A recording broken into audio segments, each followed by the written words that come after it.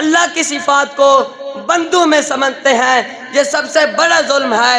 حالانکہ وہ خالق ہے، وہ مالک ہے، وہ بے مثل و مثال ہے، نفع نقصان اس کے ہاتھ میں ہے۔ وہ دے تو کوئی اس سے روکنے والا نہیں، وہ نہ دے تو کوئی اس سے پوچھنے والا نہیں۔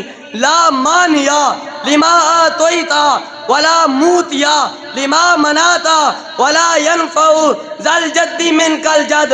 مگر یہ مشرک اپنے خالق اور پالنے والے وحدہ لا شریک کو لیس کمثلہ شیء کو کمزور بندو کی شکل میں اتار لے ہیں، یا اسے دیوی دیوتاؤں کا شکل دے دیا ہے، پھر خود ہی ان کے دربار اور مڑیاں بنا کر ان پر سجدے کرتے ہیں، ان پر اپنا مال قربان کرتے ہیں، ان کا طواف کرتے ہیں۔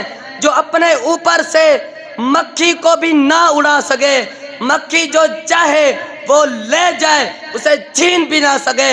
ضعف الطالب والمطلوب، کسی قدر عاجز اور کمزور ہیں یہ طلب کرنے والے جس سے طلب کرتے اور مانگتے ہیں۔ یہ ظالم نہ اپنی قدر جانے نہ اپنے مالک کی، ما قدر اللہ حق قدر ہی۔